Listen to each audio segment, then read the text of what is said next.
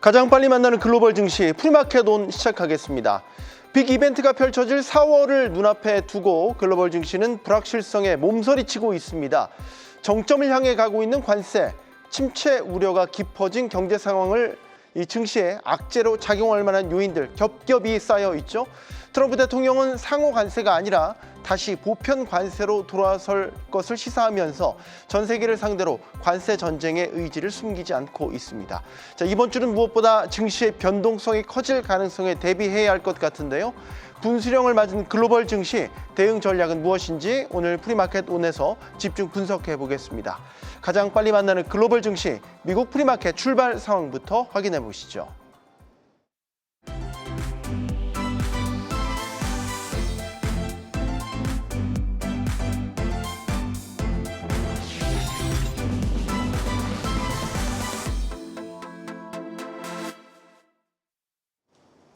네, 전주 미장 마감이 이은 오늘 프리장 상황 살펴보도록 하겠습니다.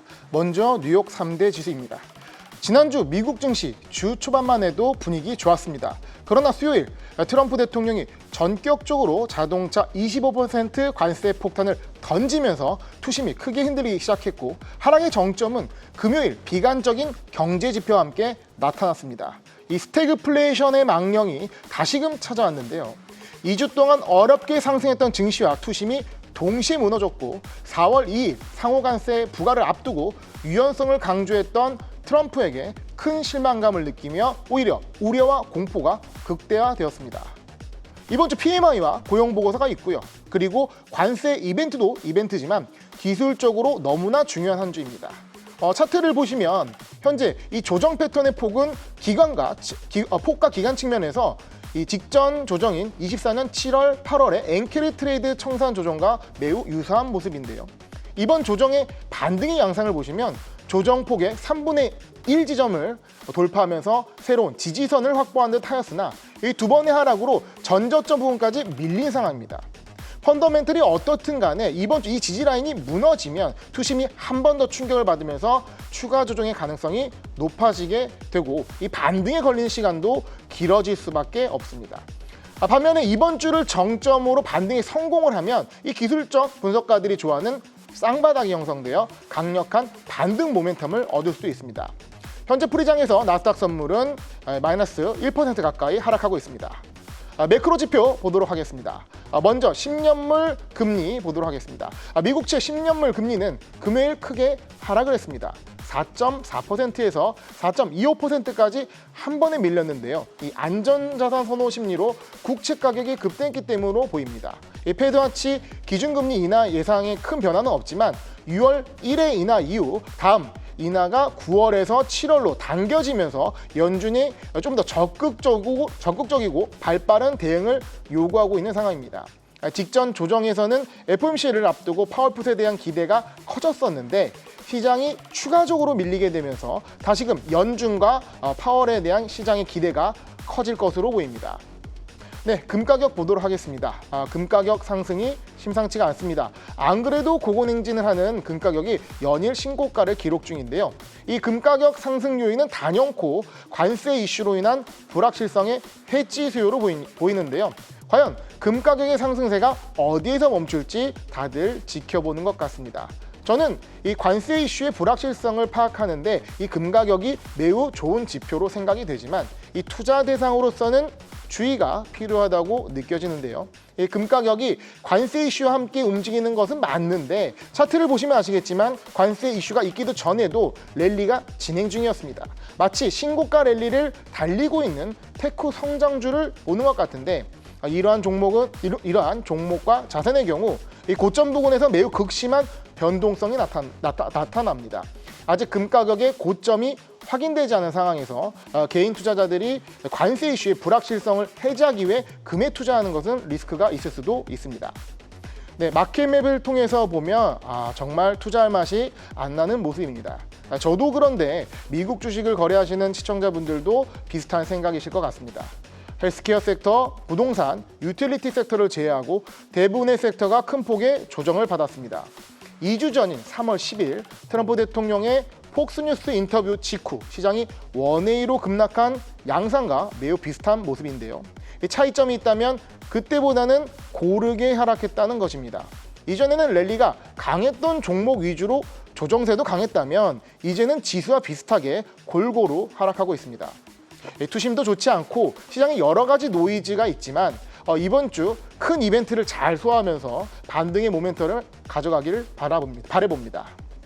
네, 오늘장 관전 포인트 두 가지 준비했습니다. 네, 먼저 금일 경제 지표가 두 가지가 있었는데요. 먼저 PC 데이터의 경우에는 예상치에 부합했고 근원 PC만 0.1% 소폭 예상치를 상회했습니다.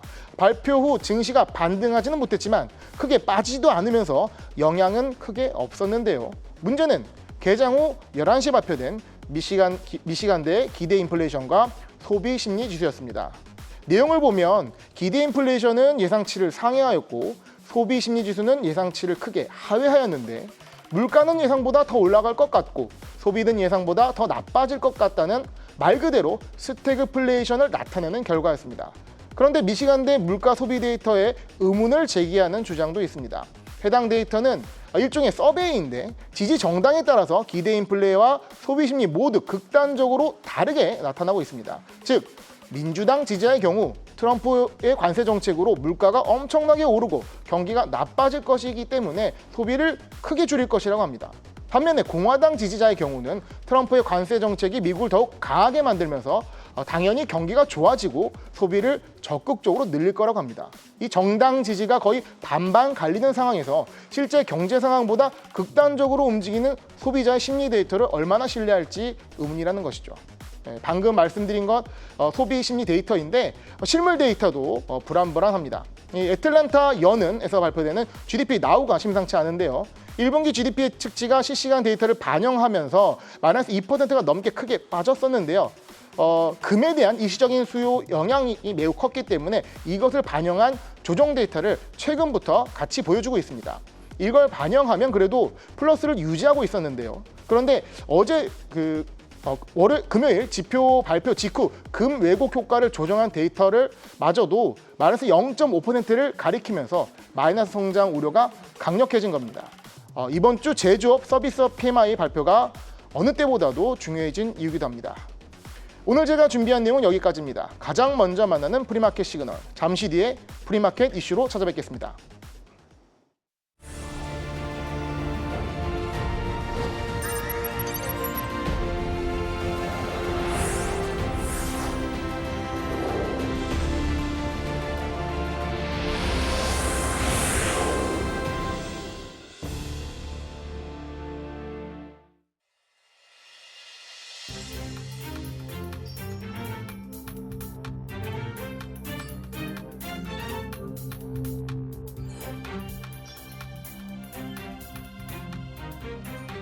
네, 프리마켓 이슈로 넘어가겠습니다. 오늘 저희들의 이야기 들으시면서 곧 다가오게 될 미국 트럼프 행정부의 상호 관세, 여기에 따른 대응 전략들 한번 면밀히 세워보시면 좋을 것 같습니다.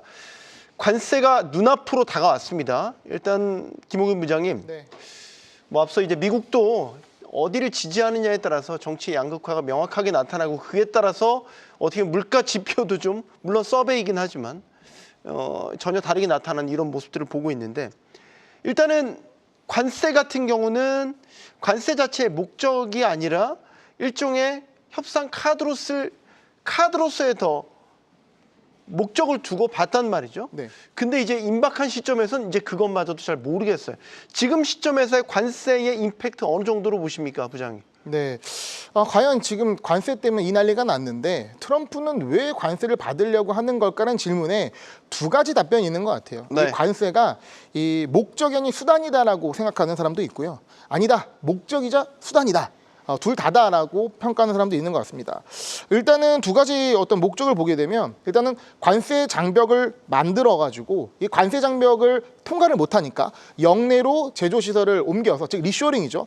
이거를 통해서 이제 미국의 제조 역량을 다시 재구축하겠다라는 목표가 보이기도 하고요. 네. 아니면 이제 관세를 무기로 협상을 통해서 미국의 이익을 최대한 끌어내겠다 하는 부분이 두 가지인 것 같습니다. 예. 그래서 제가 오늘 좀 이제 표를 하나 만들어가지고 말씀을 드리고 있는데요. 네. 일단 이게 과연 미국이 관세를 이렇게 매겼을 때 이후 어떻게 전개될 것인가에 대해서 이 트럼프 입장의 전략 트리를 보시면 조금 이해하기 쉬울 것 같습니다. 일단 우리 입장이 아니라 트럼프 입장으로 말씀드리겠습니다. 트럼프 네. 입장에서는 현재 상황이 불합리하고 불공정하다고 하는 거예요. 그래서 이거를 해소하기 위한 관세를 부과할 건데, 그렇다면 너희들은 보복 관세를 하면 안 된다라고 얘기하는 겁니다. 혹은 보복 관세를 하더라도 중국처럼 유효하지 않은, 특별히 타격이 없는 보복 관세를 해야 하지, 만약에 뭐 정말 미국에도 타격이 주는 보복 관세를 하게 되면 더 강한 관세 조치를 취하겠다, 이렇게 일관적인 정책을 피고 있거든요. 강대강으로 부딪히겠다. 예, 그렇게 얘기예요? 되면 이제 보복 관세가 계속 에스컬레이션 되면서 굉장히 좀 험악해지겠죠. 근데 아직까지는 그러진 않고 있습니다. 아직까지는 미국이 세게 나오면 다시 좀 수그러드리고 협상을 하겠다는 쪽으로 나가고 있는데, 과연 이것이 일관적으로 어떤 트럼프의 전략인데 보복 관세를 하지 않고 미국의 관세를 받아들이고 협상으로 넘어갈지, 이 부분이 굉장히 관건일 것 같습니다. 참 어려운 난제인데 예측이 잘 안 돼요. 이재한 대표님, 이제는 모르겠어요. 이게 상호 관세를 하려는 건지, 아니면 보편 관세를 하려는 건지, 아니면 관세가 목적인 건지, 아니면 그냥 수단에 불과한 건지, 이젠 정말 모르겠는데 그냥 디데이만 기다리고 있는 이런 상황인 것 같아요. 일단은 이제 시행하는 측에서도 왔다 갔다 하기 때문에 이거를 이제 평가하기 위한 제3자가 판단하기가 쉽지가 않죠. 그러니까 지난 주말에 이제 트럼프 대통령이 갑자기 또 더 크고 더 강한 관세라는 얘기가 나오면서 다시 보편적 관세 얘기가 나왔거든요. 그래서 그냥 처음에 나왔던 상호 관세와 다르게 또다시 일괄적으로 관세를 부과하고 후 협상을 하자라는 부분이 또 주말에 급격히 대두가 되었습니다. 원래 이제 트럼프 대통령이 당선되기 직전 전후에 강조했던 게 보편적 관세였는데, 사실 이제 보편적 관세는 필연적으로 보복 관세를 불러옵니다. 그래서 이 미국도 생각해낸 게 이 보복 관세를 좀 피해가려는 부분으로 상호 관세라는 의미를 가져왔거든요. 그러니까 보편적 관세는 필연적으로 상대방의 보복 관세를 불러일으키기 때문에 트러블이 클 것이고, 경제적 실익을 챙기기 위한 수단으로 사용하는데 무리수가 조금 있다라는 판단하에 상호관세로 넘어갔던 거거든요. 근데 처음에 상호관세는 사실 이제 국가별로 대응을 하기가 어렵기 때문에 등급을 나누려고 했죠. 그래서 3개 등급으로 나눠서 그 등급별로 국가별로 규정을 해서 대응을 하려고 하다가, 이게 이제 다시 개별 국가별로 아주 밀착되게 들어가는 상호관세로 바뀌었는데, 지난 주말 직전까지만 해도 이제 그렇게 부과될 걸로 예상을 하고 있었는데, 갑자기 이제 주말에 다시 보편적 관세 얘기가 나오면서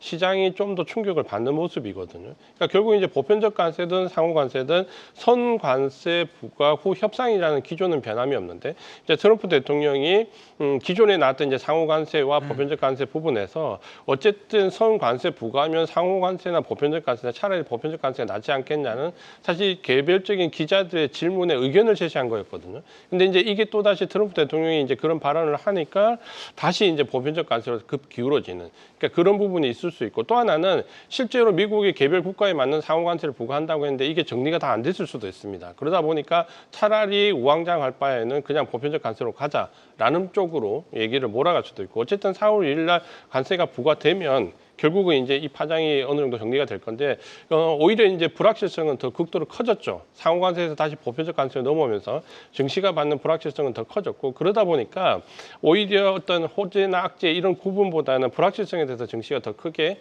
하락하는 모습을 좀 보여주고 있습니다. 네. 중요한 건 이거 아니에요? 이제 4월 2일이면 우리 시각으로 따지면은 이제 수요일 밤, 목요일 새벽. 그럼 실제 우리 장부터 세계 증시에 영향을 미치는 시점은 목요일부터라고 보는데 디데이가 가까이 오고 있잖아요. 상호관세 뚜껑이 열렸어요. 그럼 그 다음에 이제 증시가 어떻게 반응할 거냐 이거죠. 지금까지는 불확실성으로 그득그득한 지금 모습을 보여주면서 조정폭이 커졌단 말이에요. 그럼 이제 뚜껑 열었어요. 끝나느냐 이거죠. 그걸로. 모든 게 이제 그럼 다 클리어해졌어. 이제 불확실성을 딛고 이제 다시 반등할까? 아니면 더 큰 혼란으로 빠질까? 지금 이 걱정이 이제 먼저 해야 되는 거 아닙니까? 네, 트럼프 자체가 어떻게 불확실성의 아이콘인데 이 일기 때보다 좀 더 심해진 것 같아요. 근데 사실 트럼프가 관세를 이렇게 끌고 갈 것이라고 예상을 못하진 않았습니다. 근데 어떻게 보면 트럼프의 정책이 관세만 있는 것이 아니고 상당히 여러 가지 공약이 있었는데 그 부분들이 종합적으로 봤을 때는 이런 부분에 긍정적인 부분도 있고 단점도 있는데 관세 부분이 과연 어떨까? 근데 초반에 너무 관세에 집중이 된 거죠. 그래서 트럼프 대통령이 아무리 미국 대통령인데 자국의 경제를 망치려고 정책을 펴지는 않을 겁니다. 관세 부분이 긍정적인 부분도 있을 것이고 과연 저렇게 지금의 어떤 스탠스처럼 이렇게 밀고 나갈 것인가 이 부분도 굉장히 의문이 드는데요. 즉 어떻게 보면은 이제 협상의 어떤 전략에 있어서 우리가 트럼프에게 굉장히 지고 있다, 끌려가고 있다라고 느껴지는 상황이고 과연 불확실성이 언제 해소될 거냐? 트럼프는 최대한 이걸 끌고 갈 것 같습니다. 그러니까 4월 2일이라는 디데이를 맞춰놓고도 급격 해소될 것 같지는 않고 그런데 과연 이것을 언제까지 끌고 갈 거냐 봤을 때는 저는 그렇게 오래 가진 않을 것이다. 그러니까 4월 2일이 정점일 거로 봤으나 지난주 상황을 봤을 때는 그건 조금 힘들 것 같고 하지만 4월 안에는 어느 정도 마무리되지 않을까 생각하는 이유가 아까 말씀드렸던 것처럼 트럼프의 정책이 다양합니다. 관세도 말고 이제 감세도 있고요. 정부 지출 감소도 있고 혁신적인 부분도 많이 있습니다. 그러면 관세를 바로 들어가서 이걸 빨리 정리를 시켜놓고 그 다음 스텝을 밟을 거로 예상이 되기 때문에 이 부분에 있어서 트럼프 자체도 좀 빠르게 스텝을 가는 것을 마음에 먹고 있지 않나 이런 생각을 해봅니다. 길게 안 갈 거다라는 생각을 하고 계시는 거죠? 네. 4월 안에 네, 이거는 이거는 사실 사실 장세가 끝날 거다. 이거는 사실 트럼프가 유도하는 거고 트럼프가 유도하는 데 흘러가고 있기 때문에 그 사람의 의중이 중요한데 지금 어쨌든 전개상 당선되자마자 이런 관세전을 끌어온 거로 봤을 때는 이건 빨리 진행을 시키려고 하는 것을 보인다라는 것이죠. 이지한 대표님 생각은 어떠세요? 저도 비슷한 생각인데 저는 이제 이 생각이 굉장히 중요하다고 보거든요. 그러니까 왜 그러냐면 결국 지금 현재 트럼프 대통령이 생각하는 것은 우리가 금요일날 미국 증시가 급락했던 그 S 공포, 스태그플레이션의 공포는 관세와 밀접한 관련이 있습니다. 결국 우리가 90년대 이후에 미국이 실제적으로 글로벌도 마찬가지지만 스태그플레이션에 들어간 적이 없거든요. 그러니까 스태그플레이션에 들어가지 않았던 가장 결정적인 이유는 경기가 침체되더라도 인플레이션이 야기되지 않았죠. 거기 인플레이션이 야기되지 않았던 가장 큰 이유가 중국을 비롯한 제3세계에서 들어오는 아주 값싼 어떻게 보면 공산품 때문이었습니다. 그러니까 중국이 WTO 체제에 참여한 이후로는 스태그플레이션 자체가 세계 경기에 나타나지 않았거든요. 근데 지금은 이제 관세 문제가 직접적으로 들어가면 이 부분 스태그플레이션이 이제 야기될 수 있다라는 거죠. 그러니까 이게 가장 큰 공포심인데 트럼프 정부도 미국도 이걸 잘 알고 있는 거죠. 그러니까 초반에 관세 문제로 제가 볼 때도 경제적 실익과 미국의 제조 기반 시설을 확충하는 이 두 가지를 가져가고 싶은데 이거를 절대 오래 끌 수는 없습니다. 그러니까 이걸 오래 끌수록 스태그플레이션 공포는 현실화되거든요. 그러니까 트럼프 입장에서는 초반에 가장 강력하고 가장 심하게 관세 정책을 몰아붙여서 단기간에 협상을 끝내야 되는 거죠. 그러다 보니까 초반에 정말 우리가 예측하기 힘든 어려운 상황이 벌어질 수 있고 지금 그런 식으로 불확실성을 최대한 몰아가는 거죠. 그러니까 이게 그렇게 몰아가야지만 미국이 생각하는 대로 협상이 질질 끌지 않고 단기간에 끝날 수 있다는 거죠. 그러니까 아마 그런 부분 때문에 저도 김호균 부장님처럼 초반에 4월 초에 굉장히 증시가 불확실성이 커지지만 결국은 오히려 오픈되고 협상 과정이 진행되면서 이 부분은 좀 더 완화될 수 있기 때문에 아마 4월 달이 가장 금융시장의 불안한 하이라이트가 될 것 같다 이렇게 생각하고 있습니다. 맞받아치면 어떻게 하실 거예요? 만약에 중국이나 유럽 같은 데서 보복관세 맞대응을 했다. 그래서 만약 이게 이제 무역 전쟁의 양상으로 퍼진다. 이거는 또 다른 혼란 속으로 갈 수도 있는 거 아니에요? 그러니까 일종의 치킨 게임인데 그렇죠. 치킨 게임처럼 이게 가는 거지. 시장에서는 그러니까 이 관세 수준이 평균 10% 정도 되면 괜찮고 이게 이상 되면 안 좋다 하는데 저는 생각보다 그러니까 트럼프의 생각에는 생각보다 높은 거를 던져놔야 리쇼링을 들어올 것이고 상대 국가에서도 협상을 빨리 하려고 들 것이다 라고 보기 때문에 그 전략이 먹힌다면 생각보다 빨라질 것이고요. 그 전략이 먹히지 않고 말씀하신 대로 보복적으로 간다 그러면 굉장히 좀 예상과 다르게 지리하게 끌어갈 수도 있는 것이죠. 근데 상대국 입장에서도 명분이라는 게 있는 건데 그냥 트럼프에게 지는 방식은 어려울 거고요. 저는 중국에 대응이 가장 좀 현명하다고 보여지는데 네. 보복관세를 취하지만 유효타가 아닌 보복관세를 취하면서 내부적인 명분과 함께 크게 부딪히지 않는 그러면 협상을 이끌어내는 전략이 어떻게 보면은 트럼프를 상대하는 미리 선제적 대응보다는 가장 좀 긍정적인 효과를 끌어내는 방법이 아닌가 생각을 해봅니다. 지금 관세 전쟁이 진행되는 가운데서도 미국 경제에 대한 판단도 계속해서 좋았다 나빴다를 지금 왔다 갔다 하고 있는데 주말 사이 나온 거는 이제 PC 물가지수. 근원 PC가 좀 많이 올랐어요. 2.8%. 13개월 내 최고치. 그냥 종합 PC는 그냥 뭐 예상치대로 나왔다라고 보여지는데 근원 PC가 이렇게 올랐다. 그리고 GDP 나우에서는 마이너스를 가리킨다. 이거는 뭘까? 결국 경제가 스태그플레이션 쪽으로 가는 거 아니냐라는 우려를 다시 한번 걱정하게끔 만드는 요인 아닙니까? 이재한 대표님. 수치 자체가 이제 사실 그 0.1% 정도 고는 PC 쪽에서 높았고 PC는 이제 예상치 포함했는데 그렇게 높지는 않았거든요. 그러니까 예상했던 것에 비해서. 다만 시기가 이제 지금 현재 굉장히 미묘한 시기에 이제 이런 수치가 나왔다라는 거죠. 그러니까 PC 지표 자체가 3.0 밑에서 사실 그 등락이 나오는 것은 이런 민감한 시기가 아니면 그렇게 그 증시를 움직일 만한 그런 민감도는 아닙니다. 그러니까 우리가 PC 지표가 3.0 아래로 떨어지면 그래도 어느 정도 증시에 반영되는 민감도가 떨어지고 이게 이제 2.5 전에서 3.0은 보통 우리가 나오는 리바운드 현상에 들어가는 구간이기 때문에 충분히 그럴 수 있다라고 해석을 하는데 네. 지난번에 이제 휘발유 가격이나 신용품 가격이 올랐던 부분에서 우리가 약간 충격을 좀 받았고 그러니까 그 부분이 지나가고 난 뒤에 근원 PC에서 나오는 부분은 제가 봤을 때 이 수치 자체가 계절적 요인을 감안해서 생각해 보면 뭐 그렇게 많이 뛰었다라고 보이지는 않습니다. 다만 네. 지금 PC 지표 자체를 해석하는 부분과 소비자 기대 심리 지수가 이제 떨어진다라는 부분인데 우리가 사실 팬데믹 이후에 계속해서 인플레이션 지표나 특히 이제 선행 지표들, 소비 심리 지표나 기대 지표 같은 그 선행 지표들은 생각보다는 계속해서 낮게 나왔거든요. 좋지 않게 나왔거든요. 그러다가 이제 동행 지표가 나오면 이게 좀 극복이 되는 모습. 그러니까 이게 좀 반복됐다라면 지금 나오는 지표 자체가 사실 증시를 이렇게 많이 끌어내리거나 이러기는 좀 어려워 보입니다. 다만 네. 지금 이제 관세 문제나 여기에 대한 불확실성 여기에 증시가 더 크게 반응을 하고 스태그플레이션이라는 부분이 이제 하두에 이제 좀 들어왔다라는 거죠. 근데 지금 지표 자체만 놓고 보면 해석은 좀 과하다 이렇게 보셔도 됩니다. 알겠습니다. 자, 종목으로 좀 종목 단으로 들어가 보죠.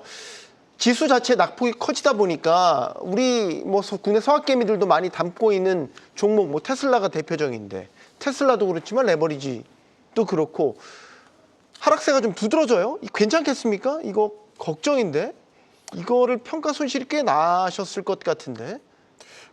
불과 지난주 화요일까지만 하더라도 확 뛰었잖아요. 예, 많이 반등을 네. 했었고 분위기가 좋았습니다. 분위기가 좋았고 톱니의 긍정론이 좀 먹히고 있다 그때도 말씀드렸는데 이게 그냥 갑자기 뭐 관세 폭탄을 던지면서 분위기가 확 바뀌었거든요. 불과 3일 만에 제자리로, 그러니까 낙폭 과대된 지점까지 돌아왔습니다. 그래서 어떻게 보면은 공포의 극에 달하는 시점이죠. 그러니까 전저점을 깨면 어떡할까 보는 건데 네. 그런 상황에서 서학개미가 과연 이 지난주 어떻게 대응했는지 봤을 때 좀 독특한 부분이 있어서 좀 말씀을 드리려고 하는데요. 일단은 이전에도 말씀드렸지만 항상 1, 2위를 다퉜던 게 테슬라가 2위, 2위가 테슬라 레버리지 2배 ETF, TSLL이었는데 지금은 테슬라가 2위로 내려왔고요. TSLL은 8위까지 내려왔습니다. 그리고 1위가 이제 쏙3라고 해가지고 이제 반도체 레버리지 3배 ETF가 올라왔는데 이게 의미하는 게 뭘까라고 봤을 때 최근에 이제 지난주 특히 엔비디아를 중심으로 AI 반도체 섹터가 많이 밀렸기 때문에 여기에 대한 저가 매수로 이제 좀 쏙슬 매수가 들어온 것 같고요. 테슬라 같은 경우는 이전에 보게 되면 화면에 나오는 것처럼 상당히 이제 순매수가 많았죠. 근데 지난주에는 이게 순위도 떨어졌지만 순매도가 상당히 많았습니다. 즉 어떻게 보면 특히 레버리지 ETF 같은 경우는 이게 장기 보유하다가 버티지 못하고 손절을 하는 물량이 좀 많이 나오지 않았나 네. 싶거든요. 그래서 레버리지 ETF의 위험성도 다시금 좀 확인되는 모습인 것 같습니다. 야, ETF 레버리지 ETF에 저렇게 손절 물량이 나왔다는 건 이제 버티지 못하는 시점까지도 왔다. 이렇게도 보여지는데 또 하나 짚어보면 아이온큐 이재한 대표님. 예. 양자 컴퓨터의 뭐 가장 수혜주 중에 하나지 않습니까? 이것도 최근에 급락세 보이고 있어요. 해당 기업의 이사가 사실 뭐 크게 매수를 했다 이 소식도 전해졌는데 별로 효과는 없는 것 같고요. 네, 그보다는 이제 아마 이제 젠순항의 발언에 좀 더 반응을 했고 결국 이제 아마 이 양자 컴퓨터에 투자하시는 분들은 젠순항이 너무너무 미울 겁니다 아마. 어쨌든 이 발언이 이어지고 두 번째 그 GTC에서 발언도 사실 그 이후에 주가는 또 다시 급락을 했거든요. 그러니까 지금 옵션도 이제 겹친적이 돼 버린 거고 더군다나 이제 30% 이상 우리 국내 투자자들이 많은 상황에서 이제는 이제 어느 정도 이제 투매가 관련돼 있는 쪽의 흐름이 나올 수 있는 구간까지 이제 내려와 있는 거죠. 그러니까 만약에 여기서 이제 직전 저점을 이탈하는 흐름이 나오면 아마 이제 투매가 나올 수 있는 상황이기 때문에 아마 이번 주 다음 주 아마 가장 많이 여기에 신경을 좀 쓰셔야 될 것 같고 네. 지금 현재 이제 모멘텀이 살아나야 되는데 사실 증시 전반적으로 어려운 상황에서 테마성 모멘텀으로 들어왔던 부분은 더 어려울 수밖에 없거든요. 그러니까 수급이 단기간에 빠지면 결국은 이제 이 부분이 가장 크게 어려움에 처하는 구간이다라고 좀 보셔야 될 것 같은데 문제는 이제 지금 이번 주에 이 자리가 지키지 못하면은 아마 다음 주에 흐름이 좀 더 나빠질 수 있기 때문에 지금은 아마 이런 수급적인 관계에서 무조건 보셔야 될 겁니다. 그러니까 어떤 내용보다도 수급적으로 이 부분에서 수급이 빠지냐 안 빠지냐에 따라서 결국은 결정이 될 것 같고 그렇게 네. 본다면 지금은 이제 좀 보수적인 시각을 보셔야 되고 이걸 만회하기 위해서 네. 물타기라는 이런 방법을 사용하시는 부분은 상당히 이제 자제를 하셔야 되는 구간입니다. 상당히 공격적으로 단기 트레이딩을 하시는 분은 2배, 3배 레버리지 ETF 많이 담으시는데 지금 변동성이 큰 구간이란 말이죠, 부장님. 네. 이럴 때 레버리지 ETF에 대한 투자 전략은 어떻게 가져가는 게 좋겠습니까? 되게 조심스럽게 질문을 드립니다. 네. 뭐 최근 한국은행에서 지적했지만 서학개미의 레버리지 ETF 선호도 굉장히 높습니다. 네. 전체 상위 종목 중에 절반 이상이 ETF고 그 중에 절반 이상이 레버리지 ETF인데요. 일단 레버리지 ETF는 이제 해당 운용사에서 뭐 디렉시온이라든가 렉스시어스 같은 운용사에도 얘기하는 건 숙련된 투자자가 사용하는 ETF라고 하는 부분인 것이고 단기 트레이딩에 적합한 즉 인베스팅, 그러니까 투자적 관점으로 장기 투자가 아니라 단기적인 트레이딩 관점에서 활용하는 ETF라고 하는 것입니다. 그래서 이것이 좋고 나쁨이 아니라 전략적으로 단기 트레이딩을 활용한다면 좋은 약재로 쓰이겠지만 이것이 굉장히 공격적으로 좀 투기적으로 그리고 장기 투자의 목적으로 사용된다면 잘못 사용되면서 위험이 상당히 커질 수 있다는 점을 유념하셨으면 좋을 것 같습니다. 네, 이지한 대표님도 이런 시기에 이런 그 레버리지 ETF 같은 경우는 좀 위험하다고 보시는지요?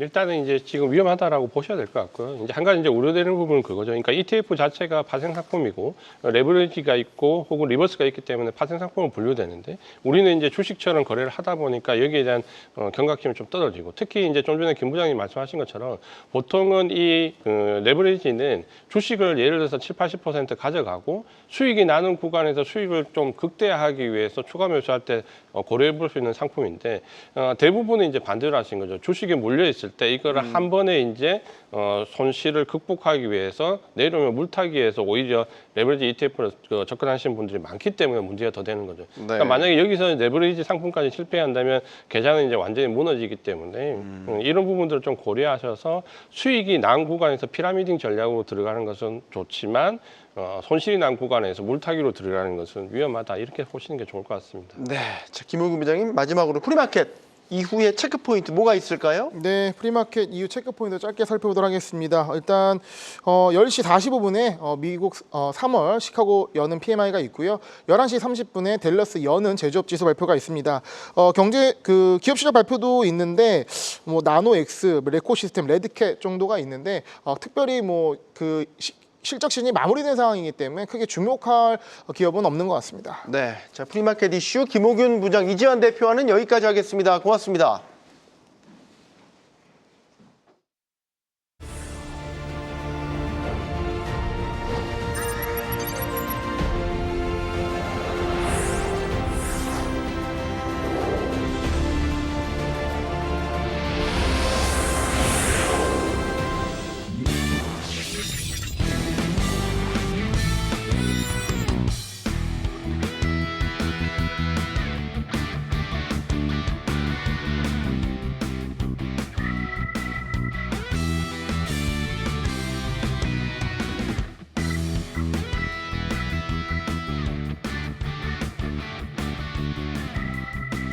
이 트럼프 행정부의 관세 공격 그 끝에는 중국이 자리하고 있다라는 이야기가 많이 있죠.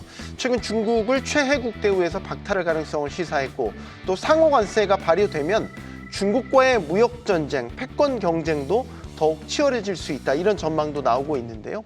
자, 오늘 시그널 포커스에서는 미중 관계 속 증시의 관전 포인트들 분석해 보도록 하겠습니다.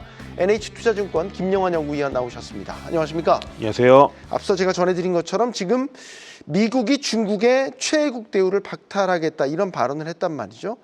이게 생각보다 파장이 클 수 있다 이런 이야기가 나오는데 어떻게 보십니까? 예, 일단 여러 가지 생각이 드는데요. 첫 번째는 미국이 중국에 대해서 관세를 더 세게 때리겠다는 것을 예고하고 있다라는 생각이 그렇죠. 들고요. 최혜국 대우를 박탈하겠다면 그럴 수 있죠. 그 뒤에 무언가가 더 나올 예정이라고 생각할 수 있겠죠. 두 번째는 만약에 중국에 대한 무역 장벽을 미국만 쌓는 게 아니라 이거를 제3국한테까지 강요할 가능성도 있다. 이런 생각도 좀 듭니다. 이거는 지금은 미국이 중국에 대해서 직접적인 무역 장벽을 쌓는 단계를 하고 있는데 잘 기술 장벽이나 이런 것들이 잘 막아지지는 않고 있단 말이에요. 네. 그러면 너희가 중국에 대해서 이런 거에 동참하지 않으면 너희한테도 다르게 불합리하게 불공정한 이런 거를 강요할 수 있다.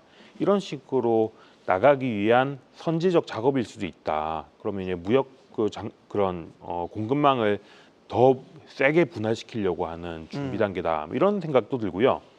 더 크게까지 보자면은 이거는 사실은 이 최애국 대우라는 게 그 기본적으로 자유무역 체제를 만드는 제일 기초 단계라고 할 수 있기 때문에 네. 여기서 탈퇴하기 시작한다는 거는 이런 자유무역 체제 자체를 무너뜨리고 미국 중심으로 개별적으로 1대1로 국가 간의 관계를 설정하려고 하는 그 요즘 말하는 상호관세 이런 거를 더 확산시키려는 움직임 아니겠느냐.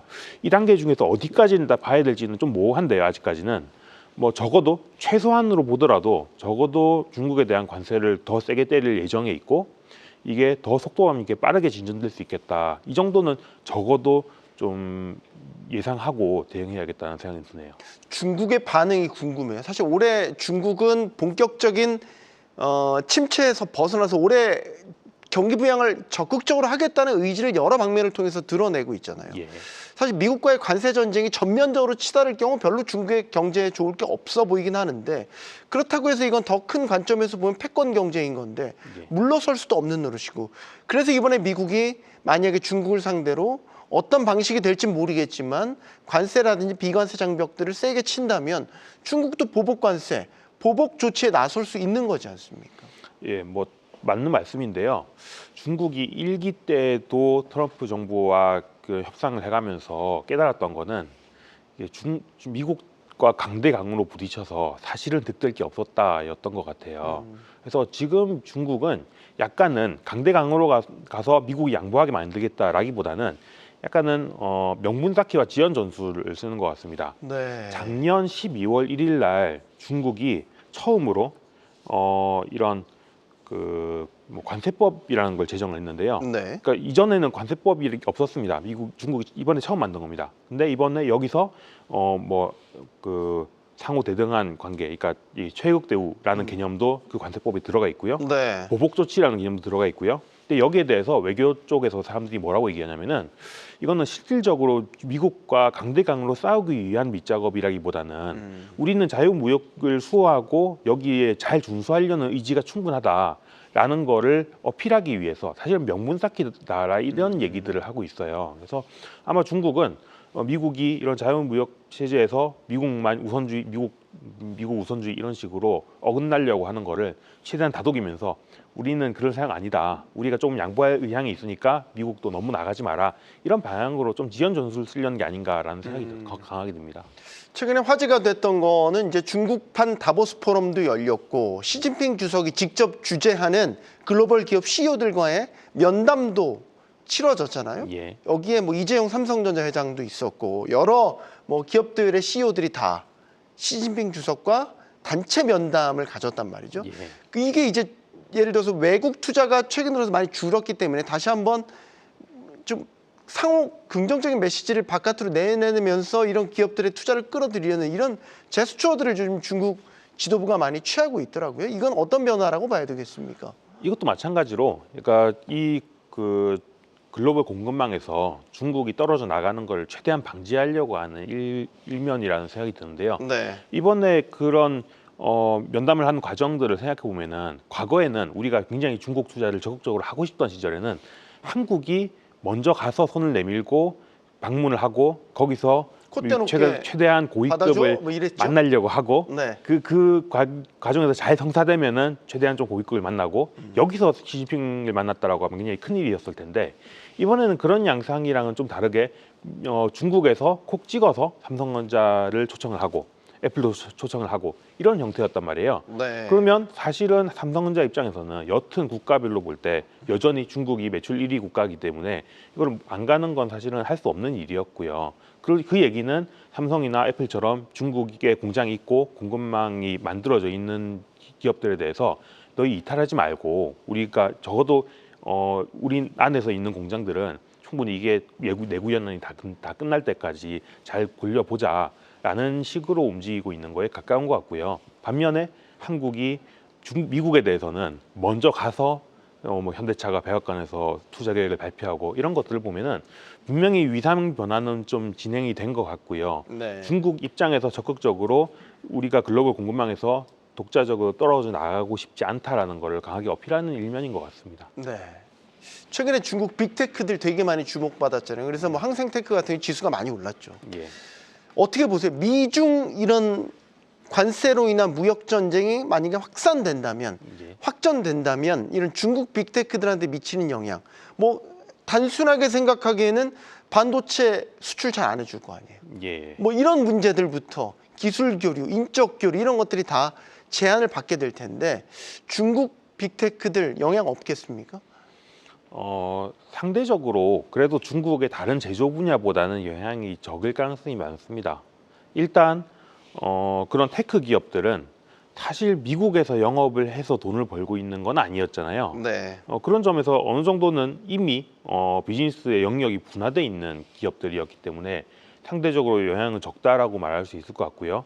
뭐 전기차 같은 경우도 중국 전기차는 중국 내부에서 내지는 유럽으로 수출하는 것들은 크지만은 미국으로 중국 전기차가 많이 수출되고 있고 이런 상황은 아니기 때문에 지금 우리가 각광받는 항생테크 기업들이 미중 갈등의 영향을 더 많이 받냐 덜 받냐 이렇게 따지면 덜 받는 쪽에 가깝고요. 물론 금융적으로 미국의 이런 관세들이 글로벌로 다 위험 자산을 또 회피하고 네. 미국 내로 다시 쏠려 들어가는 상황이 되면은 자금이 흡수될 테니까 그때는 좀 좋지 않은 영향을 받는다고 봐야겠죠. 그러니까 영향이 없진 않지만 아주 크다고 보기는 힘들다. 그리고 지금 미국과 중국의 테크 기업들의 기술 격차 대비 밸류에이션을 따지면은 여전히 중국이 많이 싸다라는 게 중평이에요. 2배 이상 이런 상황이라고 한다면은 네. 중국에 대한 주목도를 지금 꺾을 필요까지는 없을 것 같고요. 상대적으로 중국 내에서 선방을 하는 건 여전히 테크 기업들일 것 같다는 생각은 듭니다. 마지막 질문은 이미 발표가 된 자동차 관세와 관련된 영향 한번 짚어볼게요. 예. 미국은 자동차 산업이 굉장히 뭐 발전돼 있고 뭐 다 자동차 다 하나씩 가지고 있죠. 그래서 이번 자동차 관세 25% 부과한 게 미국 내에서 이른바 자동차 가격이 올라가면서 일어나는 인플레이션, 카플레이션의 빌미가 원인이 될 것이다. 이런 분석에는 어떻게 보십니까? 예, 분명히 그럴 것 같습니다. 아무래도 관세를 25%를 매기면은 완성차 가격을 하나도 안 올릴 수는 없을 거고요. 네. 그 완성차 가격을 하나도 안 올리려면 그 모든 완성차 업체들은 다 적자입니다. 그러니까 돈을 안 벌겠다는 생각이 아닌 이상 어느 정도는 올릴 수밖에 없고요. 그러면 대략적으로 어느 정도 생각하냐? 한 10%는 좀 넘게 올라갈 거다 정도로들 생각을 하는 것 같아요.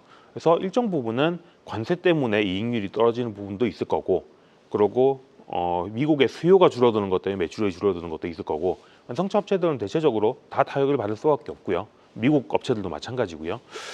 그러면 이제 트럼프는 거기에 대해서 자동차 가격 올라가는 거 우리는 신경 안 쓴다라고 얘기를 하는데 정말로 신경 안 쓸 수는 없겠죠. 왜냐하면은 미국 국민들이 다 한 대씩 갖고 있는 물건들, 특히 집 다음으로 비싼 제품이 가격이 10% 이상 올라간다는 건 굉장히 큰 타격이니까. 네. 그러면 미국이 생각하는 바는 뭐냐? 이렇게 실제로 가격이 올라가면 그 뒤에 우리가 보조금이라던가, 지금까지는 미국이 그렇게까지 적극적으로 쓰지는 않았던 보조금이라던가 뭐 이런 감면 혜택을 통해서 미국 소비자들의 구매력을 유지해주겠다, 이런 정책을 펴는 게 아닐까 싶어요. 그래서 제 생각에는 이런 관세 정책의 끝에는, 맨 끝에는 아마 그다음 감세 패키지가 있을 것 같고요. 네. 그 감세 패키지를 통해서 미국 국민들의 불만을 잠재우는 형태의 정책 조합이 미국은 좀 예상하고 있지 않나 싶습니다. 그럼 짧게 마지막으로 미국 증시에 남아있는 리스크가 있다면 뭘 꼽으시겠어요? 일단 미국 기업들도 다 관세 영향을 받을 수밖에 없거든요. 그래서 저는 세 단계로 봅니다. 처음에는 무역 갈등이 점점점 심화되는 거에 따라서 미국의 기업들도 같이 조정을 받을 거예요. 이미 네. 사실은 나스닥 같은 경우는 한 10% 이미 조정을 받고 시작됐죠. 있죠. 네. 이게 아직 끝나지 않았고요. 그리고 이 관세 리스크가 다 끝난 뒤에 감세 정책이 작동하기 시작하면은 그때는 미국 주식들을 중심으로 제일 먼저 튀어 올라가는 주식들이 미국의 제조업 기업들이 될 가능성이 많습니다. 그런데 그러고 나면 그 다음에 올 수 있는 걱정은 돈을 많이 풀었을 때 그 다음 오는 본격적인 인플레이션이 올 가능성이죠. 이거는 아직까지는 뭐 구체적으로 말씀드리기에는 너무 먼 얘기이긴 한데 돈을 얼마나 풀지라던가 뭐 관세로 인한 피해가 어디까지 갈지는 사실은 아직 모르는 거니까요. 근데 저는 올해를 크게 보자면은 관세에 대한 위험이 더 커지는 시점들이 아직도 좀 남아 있고 네. 그 다음에는 감세로 인해서 주식시장이 다시 빠르게 반등하는 시점. 마지막으로는 인플레이션이 올라가면서 다시 주식시장이 조정받을 수 있는 요 세 단계를 다 감안하면서 지금은 끌고 가야 된다라는 생각이 듭니다. 알겠습니다. NH투자증권 김영환 연구원이었습니다. 고맙습니다. 감사합니다. 네, 프리마켓 시장 상황 짚어보도록 하겠습니다. 가장 먼저 만나는 프리마켓의 중요한 시그널, 프리마켓 나옵니다. 이 시각 현재 미국 시총 50% 내 대형주 중에서 의미 있는 시그널이 포착된 주요 종목들 확인해 보도록 하겠습니다.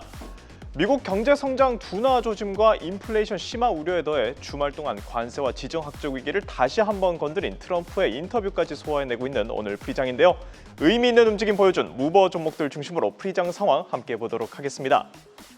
지난주 가장 심한 등락을 보여준 자동차 종목들 먼저 보겠습니다. 미국 자동차 대표 기업 제너럴 모터스는 지난주 발표된 트럼프 영구적 자동차 관세 이후 비슷하게 낮은 주가 수준, 오늘 프리장까지 계속해서 이어가고 있습니다. 경쟁사 포드 역시 같은 이유로 주가가 5% 가까이 크게 밀린 후 비슷한 흐름을 일주일 내내 이어가며 오늘 프리장까지 낙폭을 키우고 있습니다. 테슬라의 경우 지난주부터 이어진 미국 전역의 반테슬라 불매 시위의 영향뿐 아니라 월가 투자은행들이 4월 2일 1분기 인도량 발표를 앞두고 잇따라 출하량 전망과 투자 의견을 하향 조정하면서 주가가 또 한 번 크게 밀렸습니다. 예상치를 웃돌았던 중요 물가지수 PCE로 인해 반도체 종목들도 영향을 받았는데요. 반도체 대장주 엔비디아는 중국발 규제 소식의 영향이 채 가시기도 전에 또 한 번 타격을 받으면서 주가가 다시 한번 106달러 선까지 되돌아갔습니다.